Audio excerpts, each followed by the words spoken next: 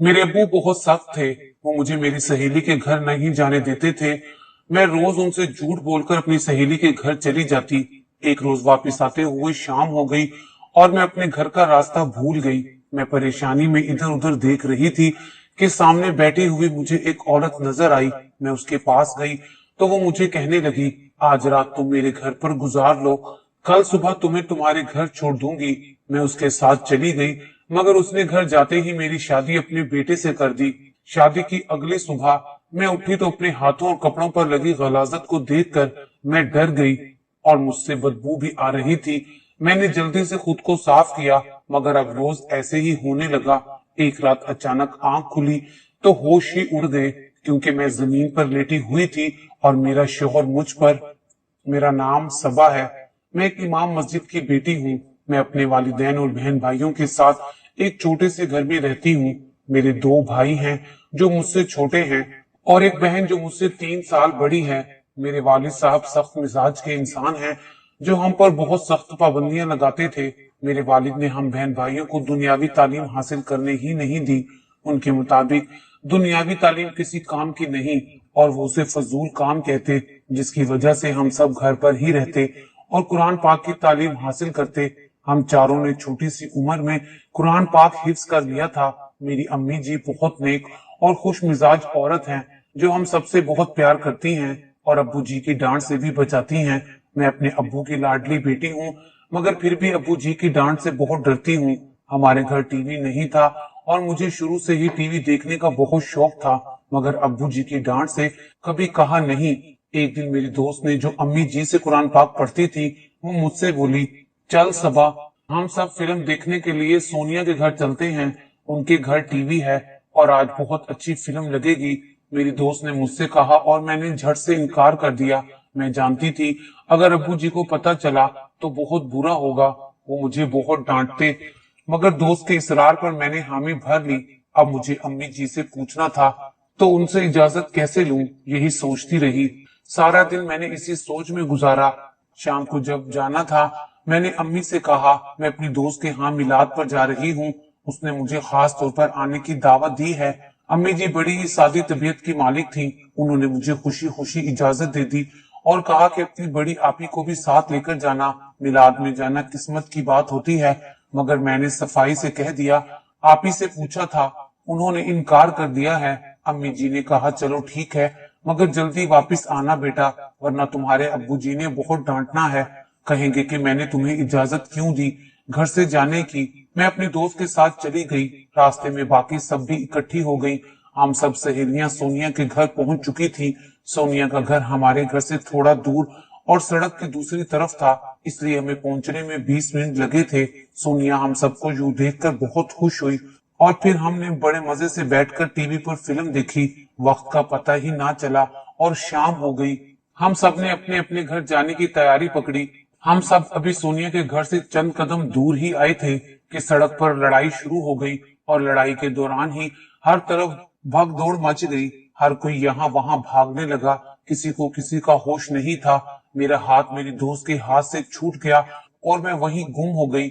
मैंने हर तरफ देखा, मगर वहां कोई ऐसा ना था जिसे मैं जानती थी। इसी तरह मैं गुम हो गई। मुझे घर का रास्ता नहीं पता था। इसी डर से मैं तो कांपने लगी थी। या अल्लाह, इस बार बचा ले, दोबारा झूठ नहीं बोलूंगी। मैंने दिल में दुआ की, मगर हर वक्त कबूलियत का नहीं होता। मेरे अब्बू जी मेरा इंतजार कर रहे होंगे। मैं चेहरे पर चादर लिए सड़क पर चलने लगी। भूख से बुरा हाल था। मैं चलते चलते बहुत दूर आ चुकी थी। मुझे अपने घर के बारे में कुछ पता ना था। अभी मैं सड़क पर चल ही रही थी जब मेरी नजर एक बड़ी उम्र की एक औरत पर पड़ी जो सड़क के किनारे बैठी कुछ पढ़ती और लोगों की फरियाद सुन रही थी। मुझे लगा वो मेरी मदद करेगी। मैं उसके पास गई। वहां कुछ लोग बैठे थे। मैं भी खामोशी से बैठ गई। उसने मुझे देखा और फिर लोगों की बातें सुनने लगी। जब सभी चले गए तो उसने इशारे से मुझे बुलाया और मैं डरते डरते उसके पास बैठ गई। क्या हुआ, ऐसे क्यों बैठी हो यहाँ पर? उसने मुझे बैठने का इशारा करते हुए पूछा। उसकी आवाज से मुझे और भी डर लगने लगा। उसकी आवाज बहुत ज्यादा खौफनाक लग रही थी।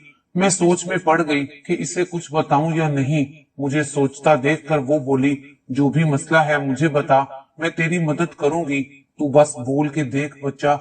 उसने कहा तो मैं उसे देखने लगी। अब बोलेगी भी या नहीं, ये गूंगी है जो बोल नहीं रही। उसने मुझे खामोश देखकर पूछा, मैं गुम हो गई हूँ, पता नहीं कहाँ से आई थी, मुझे अपने घर का रास्ता नहीं पता।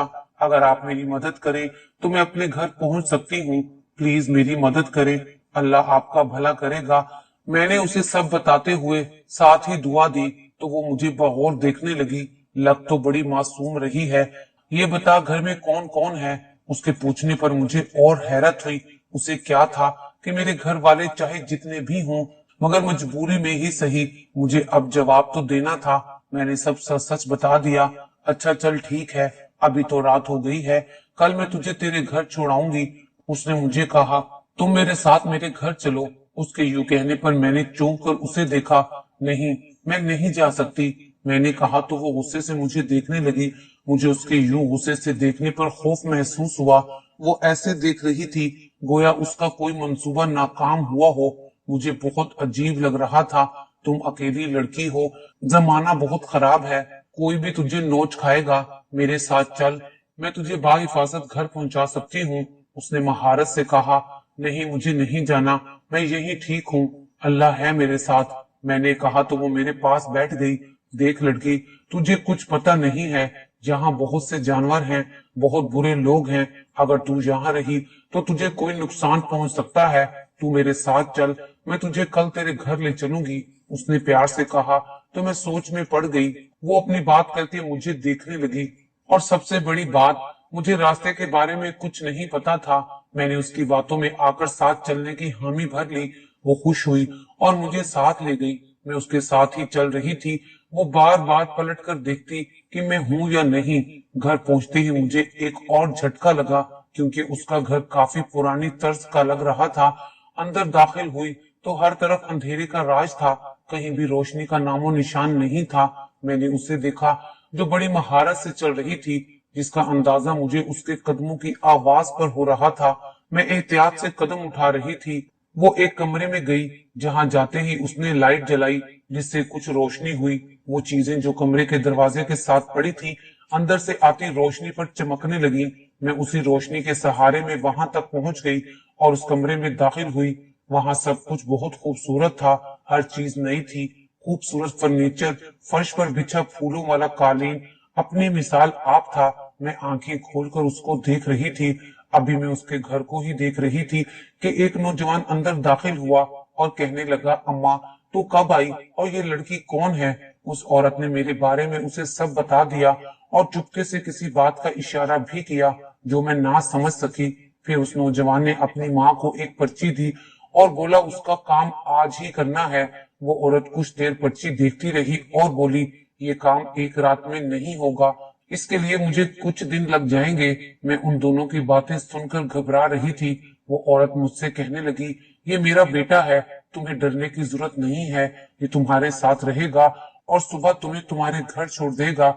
मैं एक जरूरी काम से जा रही हूँ, कुछ दिन बाद घर लौटूंगी। वो ये कहकर चली गई और वो नौजवान मुझे देखने लगा।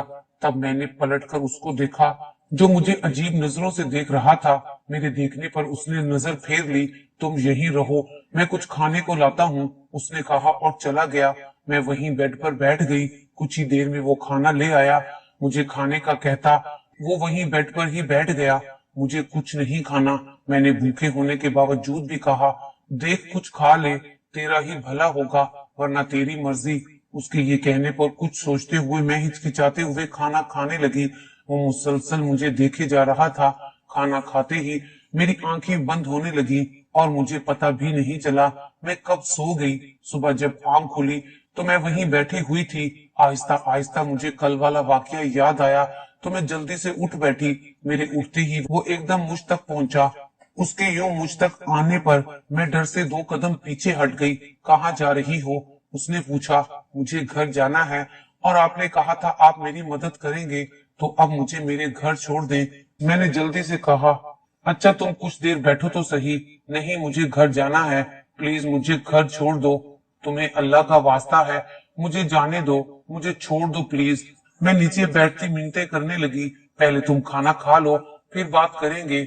उसने कहा तो मैंने जबरदस्ती खाना शुरू कर दिया। मुझे फिर नींद आ गई और मैं फिर सो गई। अगले दिन भी ऐसा ही हुआ। मैं सुबह उठी तो सामने वो नाश्ता लिए खड़ा था। मैंने उठकर चादर सही की। मुझे अभी और इसी वक्त घर जाना है। इस बार मैं अपने खौफ पर काबू पाते हुए बोली, चले जाएंगे, इतनी भी क्या जल्दी है, पहले तू नाश्ता कर ले, उसने कहा और फिर नाश्ता मेरे सामने रखा। मैंने जल्दी जल्दी खाया और फिर से मुझे नींद आने लगी और मैं फिर सो गई। शाम तक मैं सोई रही। जब उठी तो अकेली कमरे में थी। इसी तरह काफी वक्त यूं ही गुजर गया। रोज ऐसे ही होता। अब यही हाल था कि जब एक दिन मैं उठी तो मुझे कुछ भी याद नहीं आ रहा था क्या हुआ है। मैं परेशान सी बेड पर बैठी थी। उस वक्त वो आया तो मुझे याद नहीं आया। वो कौन है? कौन हो तुम? मैंने बेड से खड़े होते हुए पूछा। तुम्हारा मंगेतर हूँ और बहुत जल्द हमारा निकाह हो जाएगा, उसने निहायत इत्मीनान से कहा। इतना इत्मीनान देखकर मुझे उस पर सच का गुमान होने लगा। मुझे कुछ याद नहीं आ रहा था। मैंने सर पकड़ते हुए कहा, कोई बात नहीं, आहिस्ता आहिस्ता सब याद आ जाएगा। और अभी तो तुम्हारी तबीयत खराब है, उसने मुस्कुराकर कहा। थोड़ी देर तक निकाह पढ़ने वाले मौलवी साहब आ रहे हैं, तुम ये जोड़ा पहनकर तैयार हो जाओ। उसने एक जोड़ा जो सुर्ख रंग का था मुझे देते हुए कहा और कमरे से चला गया। मुझे यकीन नहीं हो रहा था कि ये जो हो रहा है वो सच है कि नहीं। इसी तरह मैं सोचते हुए ही तैयार हो गई। मौलवी साहब के आते ही हमारा निकाह हो गया और जब मेरी शादी हो गई तो मेरा शौहर मेरे पास आया। वो बहुत खुश लग रहा था, ऐसे जैसे वो अपने किसी बहुत बड़े मकसद में कामयाब हो गया हो। मैं तुमसे बहुत मोहब्बत करता हूँ, तुम मेरी दुनिया हो, मेरी कुल कायनात हो, मैं कुछ नहीं हूँ तुम्हारे बगैर, तुम हो तो मैं हूँ। उसका अदा किया हुआ हर लफ्ज मुझ पर और मेरे दिल पर असर कर रहा था। मुझे वो इस तरह इजहार मोहब्बत करता अपना सा लगा। वो ऐसे ही बैठा बातें करता रहा, मुझे तोहफा दिया। मैं बहुत खुश थी। मेरा शौहर मुझसे मोहब्बत करता है। मुझे खाना अपने हाथ से खिलाया और कुछ ही देर में मैं फिर सो गई। अगले दिन जब मैं उठी तो मेरे पैरों में गलाजत लगी थी। मुझे हैरत हुई। मैं तो बिस्तर पर थी तो ये कैसे लगी? इसी सोच को सोचती उठी और नहा धोकर बाहर निकली। घर काफी बड़ा था। मैं लॉन्च में खड़ी देख रही थी कि नीचे 2 कमरे और किचन था और ऊपर 3 कमरे। मगर हैरत थी, पूरे घर को अंधेरे ने अपने कब्जे में लिया हुआ था। लग ही नहीं रहा था कि मैं दिन में उठी थी। ऐसा लग रहा था जैसे रात हो चुकी है। मैं हर चीज देखने लगी। किचन में कुछ भी नहीं था। कमरों के दरवाजे बंद थे सिवाय एक कमरे के जिसका दरवाजा खुला हुआ था। मैं उस कमरे की तरफ गई। अभी दरवाजा खोलकर अंदर दाखिल होने ही लगी थी कि मेरा शौहर मुझे हाथ से पकड़ता वहां से ले आया। बुरा सा मुंह बनाए कहने लगा कि मैंने ऐसा क्यों किया। वो मुझे नाराज करके कमरे से चला गया।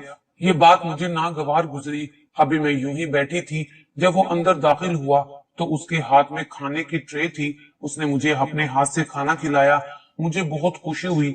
इसी तरह वो रोज मुझे अपने हाथ से खाना खिलाता। मुझे अच्छा लगने लगा था। उसके हाथ से खाना मेरी आदत हो गई थी। मगर मुझे हैरत तब हुई जब रोज सुबह मेरे हाथों और पैरों पर गलाजत लगी होती। अब मुझे शक होने लगा था, क्यों ऐसा होता है। अब मुझे अपने शौहर पे शक होने लगा। उसकी बातों से, उसकी हरकतों से आहिस्ता आहिस्ता ये शक खौफ में बदल गया। अब वो जब भी मेरे पास आता मुझे डर लगने लगता। यूं ही दिन गुजरते गए। हर रोज सुबह मेरे हाथ पैर गंदे होते। मैं इन सब से जान छुड़वाने की तरकीब सोचने लगी। एक दिन जब मेरा शौहर मेरे लिए चावल लेकर आया तो मैंने खाने से इनकार कर दिया। अरे यार क्या हुआ, प्लीज खा लो, अगर खाना नहीं खाओगी तो कमजोर हो जाओगी, उसने प्यार से कहा। मगर मुझे उसके लहजे से डर लग रहा था। वो काफी देर तक जोर देता रहा जिसकी बिना पर मुझे खाना खाना ही पड़ा। मगर अभी एक निवाला ही खाया था जब मुझ पर फिर से गनूदगी तारी होने लगी और मैं सो गई। उसके चेहरे पर मुस्कुराहट थी। थोड़े से खाने से बेहोश होने की वजह से मैं अचानक उठ गई। मगर मेरे होश उड़ गए जब सामने देखा मेरा शौहर जमीन पर बैठा था, आंखें बंद किए। उसके इर्द गिर्द एक दायरा बना हुआ था। वो सियाह कपड़े पहने हुए था, गले में तस्बीह पहनी हुई थी। मैंने पूरे कमरे पर नजर घुमाई तो मेरी जान मुट्ठी में आ गई थी। इंसानी खोपड़ियां लटकी हुई थी। पूरा कमरा नीम तारीकी में था। मैंने उठना चाहा मगर बेसूद मेरा जिस्म मेरे हुक्म पर चलने से इनकारी था। मैं जल्दी से उठ खड़ी हुई और मेरे उठते ही उसने अचानक आंखें खोल दी और मेरी तरफ देखने लगा। जाओ, जाकर वो काम करो जो रोज करती हो। उसके हुक्म पर मेरे कदम खुद ब खुद चलने लगे। मेरा दिमाग उसी का हुक्म मान रहा था। दिल बार बार रुकने को कहता रहा मगर दिमाग कुछ भी नहीं सुन रहा था। मैं चलते हुए एक सुनसान जगह पहुंची जहां पर हर तरफ हर जगह गलाजत ही गलाजत थी। मैं उसी गलाजत से गुजरती आगे चलती गई। मेरे हाथ पैर गलाजत से भर चुके थे। मैं एक जगह पहुंची और फिर मांगने लगी। लोग मुझे इतनी रात को देखकर पैसे वगैरह देते रहे। जब मैं वापस आई तो कुछ देर बाद बेहोश हो गई। सुबह होश आया तो यूं लगा जैसे वो सब ख्वाब था। मैं खौफ से कांप रही थी।